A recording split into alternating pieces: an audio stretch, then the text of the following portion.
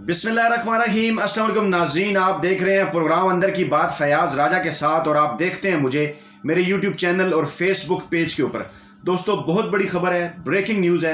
और breaking news ये है कि मुस्लिम लीग नवाज के जो रहनुमा हैं राना सनाउल्लाह, उन्होंने अपने ऊपर और अपनी पूरी जमात के ऊपर खुदकुश हमला कर दिया है। ये खुदकुश धमाका उन्होंने किस तरह किया, क्या उन्होंने बयान दिया, जिस बयान के बाद जो सारा बयानिया है पाकिस्तान मुस्लिम लीग नवाज का, वो धड़म से नीचे गिर गया है। और बहुत बड़ा बयान है, ये बहुत बड़ी खबर है। और पाकिस्तान की जो गुज़श्ता 4-5 बरसों की जो सारी सियासत है उसका रुख ही बदल गया है। वो जिस बयानिए के ऊपर की जा रही थी, एतराफ़ किया है राना सनाउल्लाह ने। उन्होंने ये कहा है कि TLP का जो धरना है वो उन्होंने ही करवाया था। जी बिल्कुल, राना सनाउल्लाह ने ये इंकशाफ किया है, बड़ा इंकशाफ, खुदकुश हमला अपने ऊपर और अपनी पूरी जमात के ऊपर, नवाज शरीफ के ऊपर, शहबाज शरीफ के ऊपर, शरीफ माफिया के ऊपर, यह कहकर उन्होंने कर दिया है कि TLP का धरना मैंने करवाया था। और बिल आखिर जो है वो army chief general Qamar Javed Bajwa की जो बात है वो हर हर्फ सच साबित हुई है। 3 पहलुओं से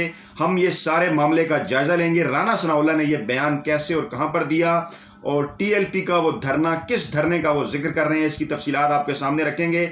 और फिर आपको ये भी बताएंगे कि आर्मी चीफ ने क्या बयान दिया था और वो कैसे सच साबित हुआ है। अब तक की सबसे बड़ी ब्रेकिंग न्यूज़ है ये।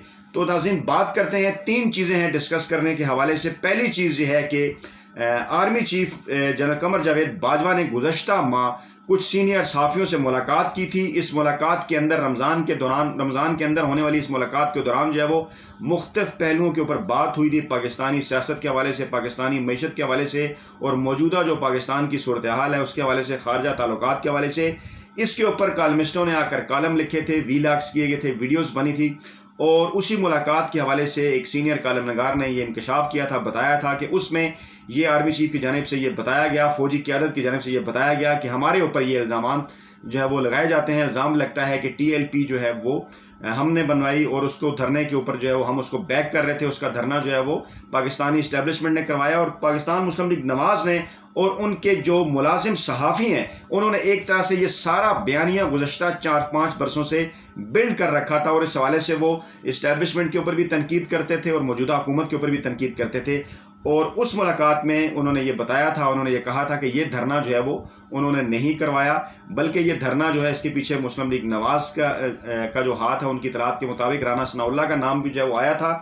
और अब इस हवाले से पहले वो धरने का मैं बता दूं कि नवंबर 2017 के धरने के हवाले से ये बात हो रही है। ये धरना जो है वो तरीके लब्बैक पाकिस्तान ने मुस्लिम लीग नवाज के दौरे हुकूमत में नवंबर 2017 के अंदर दिया था। बैकग्राउंड उसका ये था, अगरचे जो है वो तरीके लब्बैक पाकिस्तान जो है वो 2017 के वस में बन चुकी थी। और उसके बाद ये हुआ था कि जुलाई 2017 में नवाज शरीफ जो है वो पनामा केस के अंदर नाअहल हो गए थे। और फिर उसी दौरान अक्टूबर 2017 में जब शाहिद खाकान अब्बासी वज़ीर-ए-आज़म पाकिस्तान थे तो इलेक्शन तरमीमी बिल जो है वो एक पास करवाया गया था असम्बलियों के अंदर से। और उसमें जो है वो ख़त्म नबूवत की जो शिक है वो उड़ा दी गई थी, ख़त्म नबूवत की शिक ख़त्म कर दी गई थी उस हलफनामे के अंदर से। जो हलफनामा जो इलेक्शन लड़ने से पहले जो हैं वो अरकान जमा करवाते हैं, उम्मीदवार जमा करवाते हैं। और ये मुस्लिम लीग नवाज के दौरे हुकूमत में हुआ था। और उसके बाद उसको लेकर उसके ऊपर एहतजाज पूरे मुल्क के अंदर तरीके लब्बैक पाकिस्तान खादम हुसैन रिजवी मरहूम की जमात ने किए थे, जो आजकल कलदम जो है वो जिस जमात को आजकल कलदम करार दे दिया गया है। और उस वक्त जब वो धरना लेकर लाहौर से इस्लामाबाद आए थे तो उस वक्त पार्लियामेंट के अंदर भी, कौमी असम्बली के अंदर भी हर जानिब से इस्टेब्लिशमेंट पर तनकीद की जाती रही कि इस मामले के पीछे इस्टेब्लिशमेंट है। इस्टेब्लिशमेंट जो है वो उन्हें लेकर आई है। ख्वाजा आसफ के बयान भी आते रहे, शाहिद खाकान अब्बासी के बयान भी आते रहे, एहसन इकबाल के बयान भी आते रहे, यहाँ तक कि राना सनाउल्लाह और पूरी मुस्लिम लीग नवाज और उन तमाम मुलाजिम साफ़ियों के ये बयान आते रहे। और इसका इल्ज़ाम वो जो है वो पाकिस्तान आर्मी की क़यादत पर लगाते रहे, इस्टेब्लिशमेंट के ऊपर ये लगाते रहे। और उसके बाद फिर ये हुआ कि नवंबर 2017 में जब उन्होंने धरना वहाँ पर दिया, उसके बाद वहाँ पर एक उनके खिलाफ ऑपरेशन भी हुआ जो नाकाम हुआ। फिर जायद हामिद जो वज़ीर कानून थे, उनके इस्तीफ़े के ऊपर ये मामला सारा जाकर ख़त्म हुआ। मामला क्या है? राना सनाउल्लाह ने एक सीनियर कॉलम नगार के साथ बात करते हुए इस बात का इंकशाफ किया है और उन्होंने वाज़ह तौर पर एक किस्म का ये एतराफ़ भी किया है, खुदकुश हमला किया अपनी जमात के ऊपर। उन्होंने ये बताया है कि किस तरह से جب ان سے یہ پوچھا گیا کہ آپ کے اوپر یہ الزام ہے کہ نومبر 2017 میں ٹی ایل پی کو اسلام آباد بھجوانے والے آپ تھے، تو انہوں نے اس بات کا اعتراف کیا. انہوں نے کہا کہ یہ اعتراض درست ہے. انہوں نے یہ بتایا کہ قومی اسمبلی نے اکتوبر 2017 میں الیکشن ترمیمی بل پاس کیا تھا.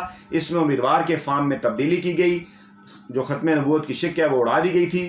اور اس نے اور جو ہے وہ اس حوالے سے رانا ثناء اللہ نے یہ بتایا کہ میں کچھ ایسی چیزیں آپ کے سامنے رکھ رہا ہوں جو ابھی تک سامنے نہیں آئیں. ٹی ایل پی نے الیکشن ترمیمی بل کے حوالے کے خلاف جب احتجاج شروع کیا، حکومت پر جو ہے وہ دباؤ آیا اور وزیراعظم شاہد خاقان عباسی نے راجہ ظفر اللہ کی سربراہی میں ایک تحقیقاتی کمیٹی بنائی کہ کیسے یہ سارا معاملہ ہوا ہے. رانا ثناء اللہ نے بتایا کہ ان کے مذاکرات ہوئے ٹی ایل پی کے ساتھ، اور ان کے جب مذاکرات ہوئے ٹی ایل پی کے ساتھ تو انہوں نے جو ہے وہ ٹی ایل پی نے یہ کمیٹی تسلیم کی، لیکن اس کے باوجود وہ دھرنا دینا چاہتے تھے. ان کا پلان تھا کہ وہ داتا دربار پر جمع ہوں گے، قافلے کی شکل میں اسلام آباد جائیں گے. میں نے ان سے بات چیت کی، ہمارے درمیان یہ طے ہوا، میں نے انہیں اجازت دی اور میں نے ہی انہیں بھیجا کہ یہ لوگ لاہور سے پھر نکلیں گے اور قافلے کی شکل میں اسلام آباد جو ہے وہ جائیں گے.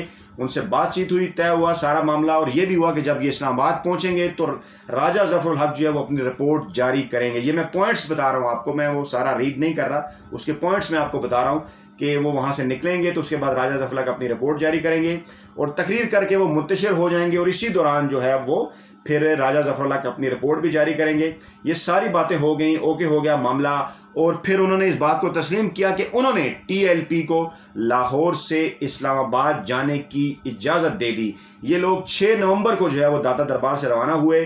7 نومبر 2017 کو ٹی ایل پی جو ہے وہ فیض آباد پہنچ گئی، اور فیض آباد دھرنا بڑا مشہور دھرنا ہے. اس کے اوپر مزید ویڈیوز بھی کرنی پڑیں گی، سیریز کرنی پڑے گی، آگے بھی بات کرنی پڑے گی. ایک اور ویڈیو میں بھی آپ کو میں مزید انکشافات آپ کے سامنے رکھوں گا، کیونکہ یہ ایک بہت بڑی خبر ہے، اب تک کی سب سے بڑی خبر ہے. ایک بڑا اعتراف ہے نواز شریف کی اور شریف مافیا کی جو منافقت زدہ سیاست ہے وہ دھڑام سے نیچے گر گئی ہے. ان کا جو بیانیہ تھا گزشتہ 4-5 برسوں کا، اس پر حملہ کر دیا رانا ثناء اللہ نے، اور اس کی وجوہات بھی جلد سامنے آنے والی ہیں کہ یہ حملہ کیوں کیا گیا رانا ثناء اللہ کی جانب سے. اچھا، پھر انہوں نے بتایا جی کہ وہ فیض آباد پہنچ گئے، تو ٹی ایل پی کے فیض آباد پہنچنے کے بعد جب راجہ ظفر الحق سے رابطہ کیا گیا تو راجہ ظفر الحق صاحب نے وہ رپورٹ دینے سے انکار کر دیا. اب یہ دعویٰ ہے ان کا، اس کے اوپر یقیناً راجہ ظفر الحق صاحب کا بھی موقف سامنے آئے گا. اور انہوں نے کہا کہ ہمارے پاس اب سوچنے سمجھنے کا وقت نہیں تھا. راجہ ظفر الحق نے کہا کہ یہ ان کے ایمان کا حصہ ہے. میں نے ان کے بقول انہوں نے ان سب کے ہاتھوں کے طوطے اڑ گئے اور انہوں نے ان کے گھٹنوں تک کو ہاتھ لگایا، لیکن راجہ صاحب نے یہ رپورٹ نہیں دی. اور پھر جناب علی انہوں نے یہ بتایا کہ راجہ صاحب نے آج تک یہ ایک رپورٹ جو ہے وہ نہیں دی. اور کالمسٹ نے یہاں پہ اپنی طرف سے یہ لکھا کہ کیا آپ اس رپورٹ کو ٹائم بم سمجھتے ہیں، اور اس کی وجوہات یہ بھی ہو سکتی ہیں کہ راجہ ظفر الحق کو جو ہے وہ سینٹ کا ٹکٹ نہیں دیا گیا. اس کے اوپر جو ہے وہ رانا ثناء اللہ ہنسے مسکرائے. خیر، اس کے بعد انہوں نے بتایا کہ رانا ثناء اللہ نے کہ انہوں نے تسلیم کیا کہ وہ پھنس چکے تھے. اس کے بعد انہوں نے مذاکرات کے لیے کوششیں شروع کر دیں، اور جو 2-3 اسٹیشنز تھے انہوں نے ٹی ایل پی کی قیادت کو دھرنا ختم کرنے کے لیے راضی کر لیا. یہ مان گئے، لیکن ان کا مطالبہ تھا، ٹی ایل پی مان گئی، لیکن ان کا مطالبہ تھا کہ اگر واقعی وزیر قانون زاہد احمد استعفیٰ دیں تو ہم دھرنا ختم کر کے واپس چلے جائیں گے. اس حوالے سے انہوں نے شاہد خاقان عباسی سے بھی بات کی.